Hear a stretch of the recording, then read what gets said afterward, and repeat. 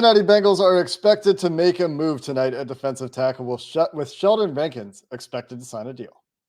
You are Locked On Bengals, your daily Cincinnati Bengals podcast, part of the Locked On Podcast Network, your team every day.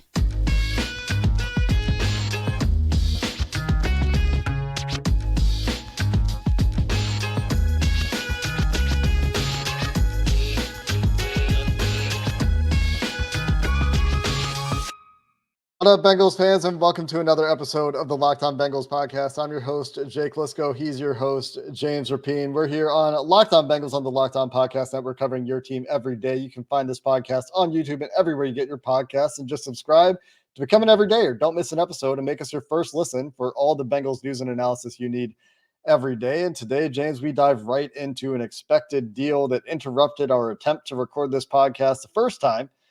News is that Sheldon Rankins is expected to finalize a deal with the Cincinnati Bengals on Wednesday night.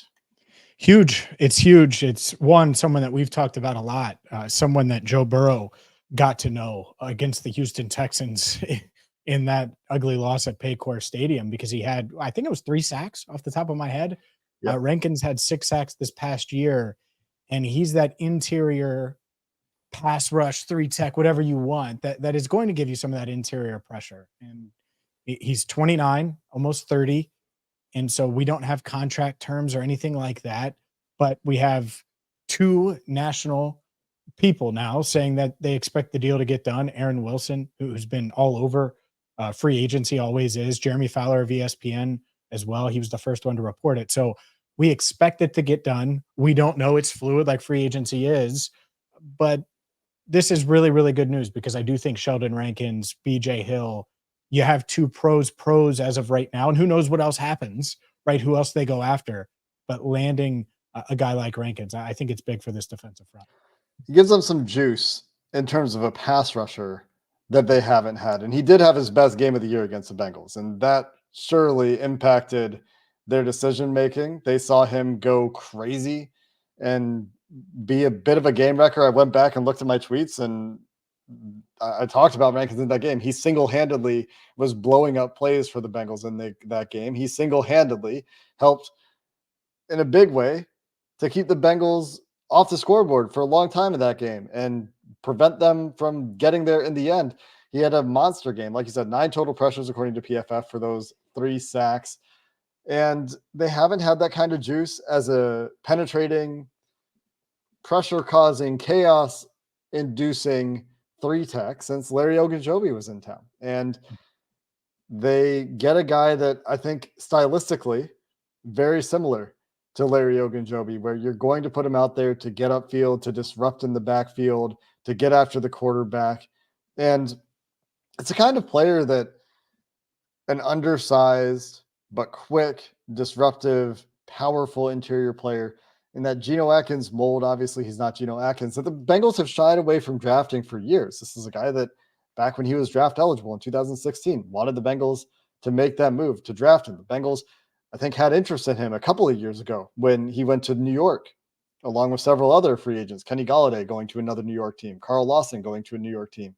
Is that the same year? I think it was. A lot of free agents that year going to New York teams. Sheldon Rankins was one of them.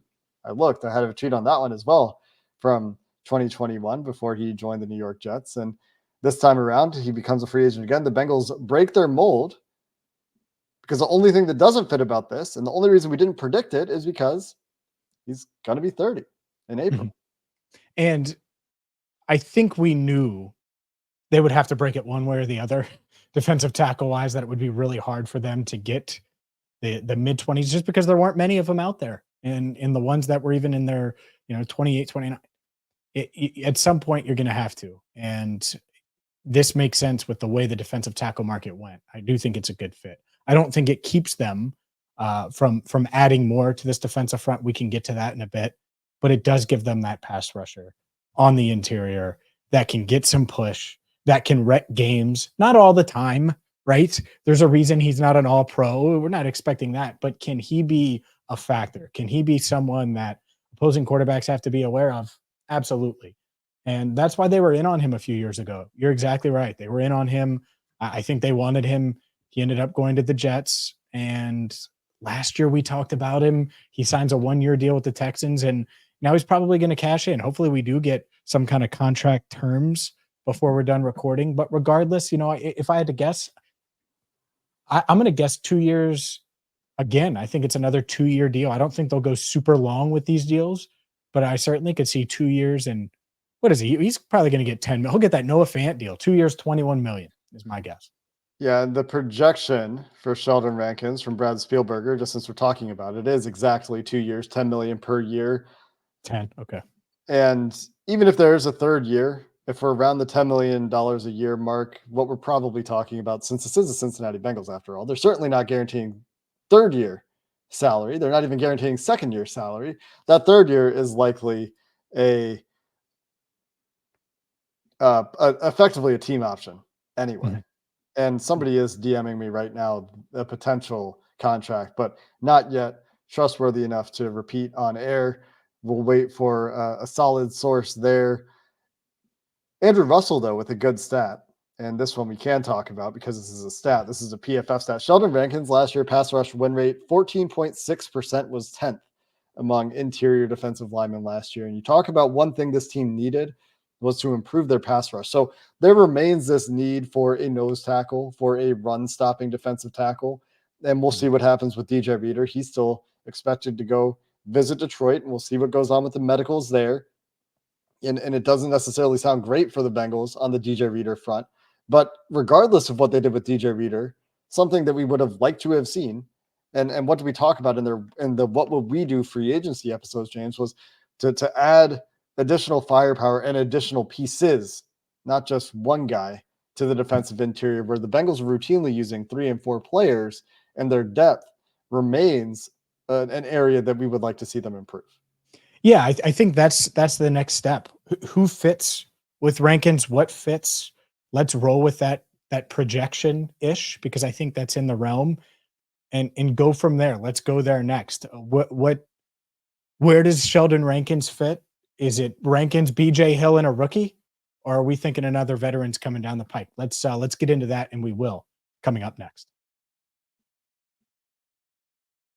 Today's show is brought to you by Gametime. If you're looking for last-minute tickets, if you're looking for low prices, well, you might as well get them guaranteed with Gametime. That's right. Gametime is the place you need to go. You need to download the Gametime app. I've used it, and you should too, for concerts, opening day tickets with Reds baseball right around the corner. Maybe you're thinking about, I want to go to the tournament. I want to watch college hoops on the biggest stage.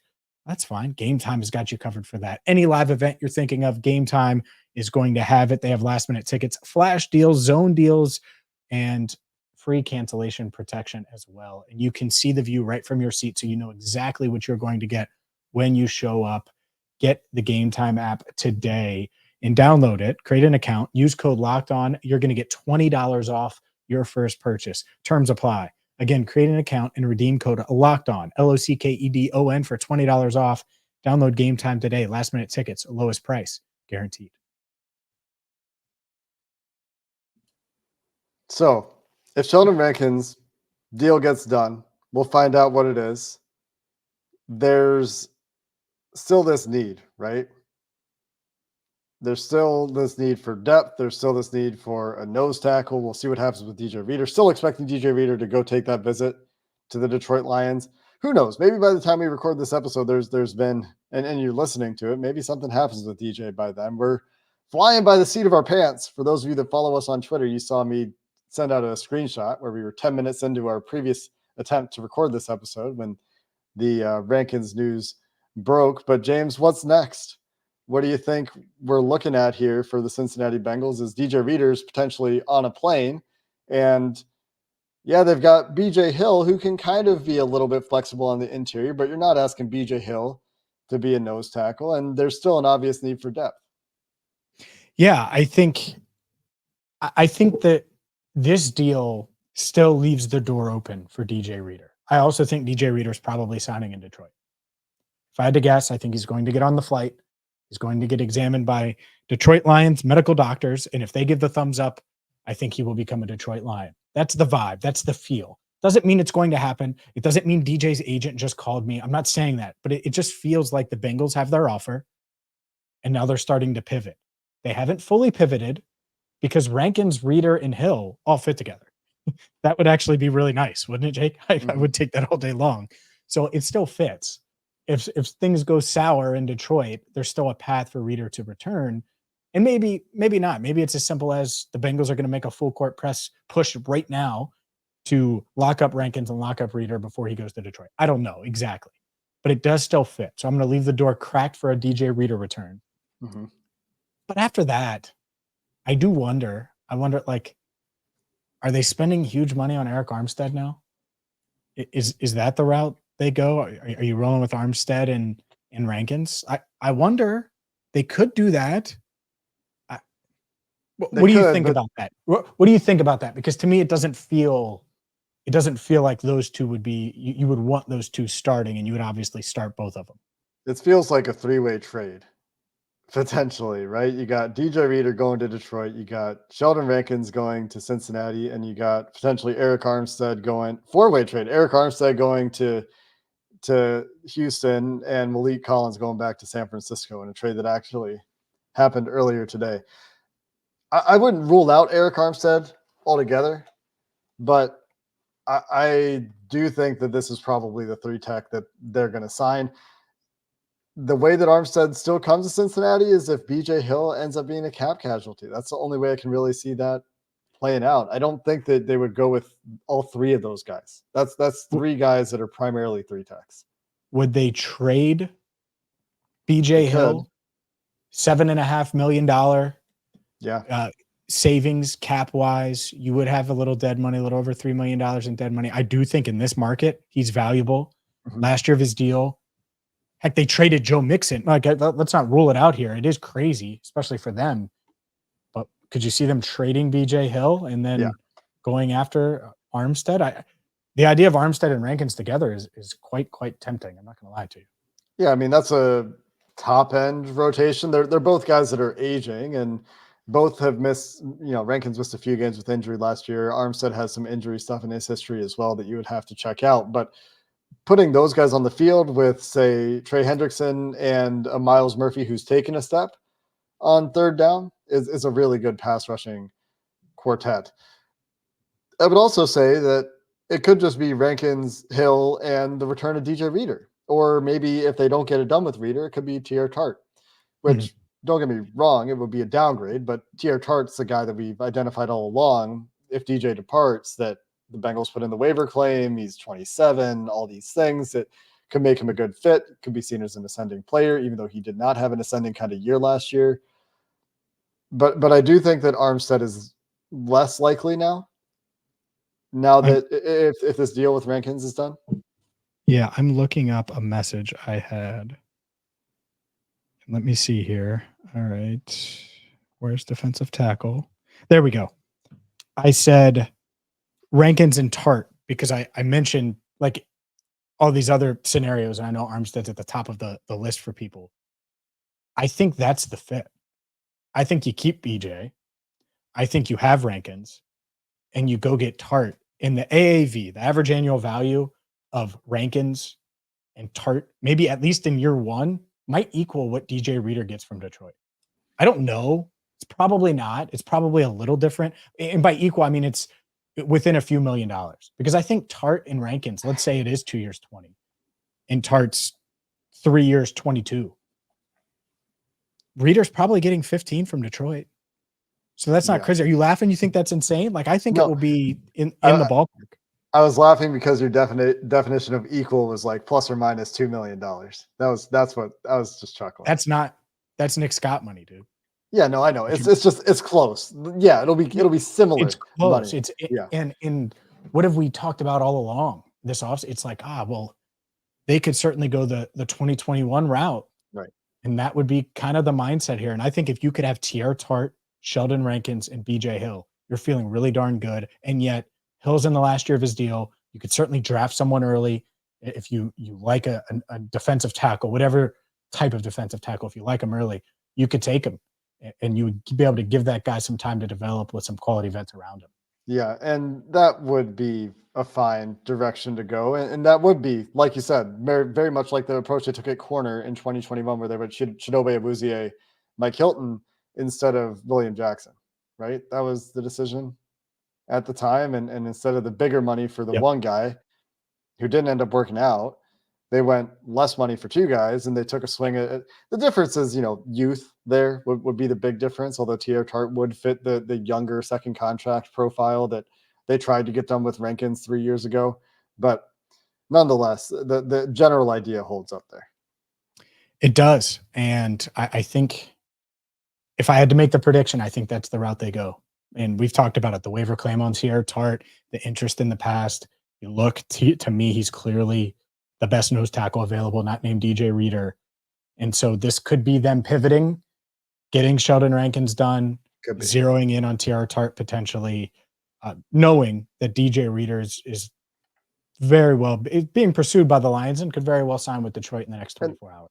And it doesn't necessarily mean that. Maybe by the time you listen to this, that's done. But it doesn't necessarily rule out the return of DJ Reader, because they do play very different positions, like I said at the top of the show, and they don't have a real nose tackle, a DJ Reader type player on the team. T.R. Tart isn't even a DJ Reader type player exactly. It's not a one-to-one thing, but he, in a different style of defensive front, did play a lot of that responsibility for the Titans. He's just a little bit smaller. He's not the 330-pounder that DJ Reader is as T.R. Tart. He's a smaller player, but between the lot of those guys with BJ Hill, T.R. Tart, and Sheldon Rankins, and whoever else they go get in the draft or wherever they find their additional depth, because I cannot believe that they would just go into the season with just Zach Carter as their depth piece. They had 2 nose tackles on the roster last year. Right now they have 0, even if you assume the Sheldon Rankins deal is inked.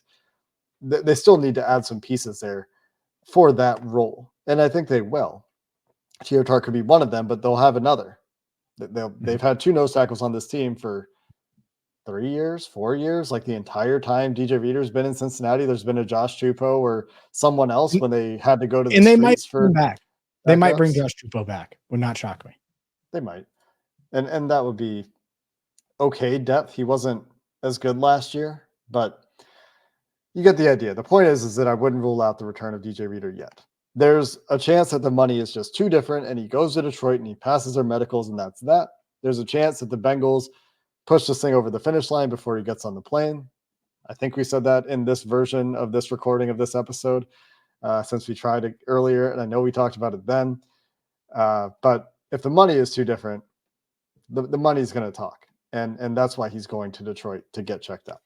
I have a would you rather before we get to Jonah Williams' next destination. We will get to that coming up next. Do you know that even if you have a 401k for retirement, you can still have an IRA? Robinhood has the only IRA that gives you a 3% boost on every dollar you contribute when you subscribe to Robinhood Gold.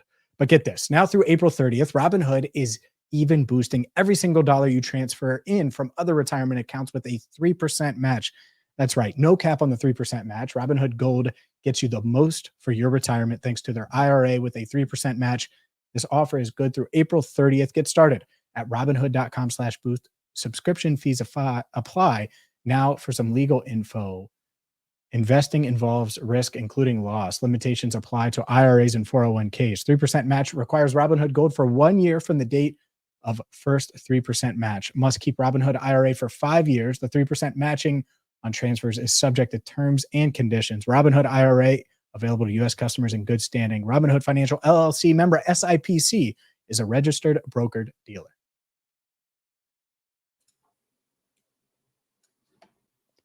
All right, Jake, it's time for America's favorite game. Would you rather involving the Cincinnati Bengals?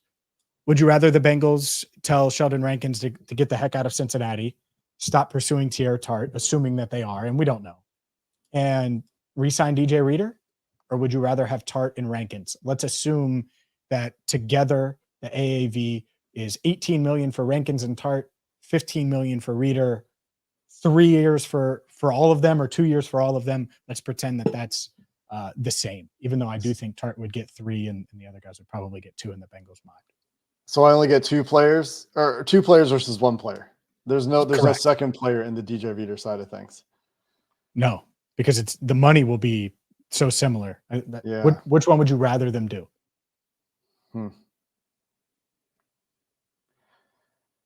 I don't know. Which would you rather? I don't know. I You put me on the I spot. think I have a really think hard the time with that answer, because if DJ Reader's healthy, I'm still taking DJ Reader, but he's not healthy, but at he's not. least as far as I know. And I don't know if he's ready for week 1. And so there's been a lot of people over the past 20.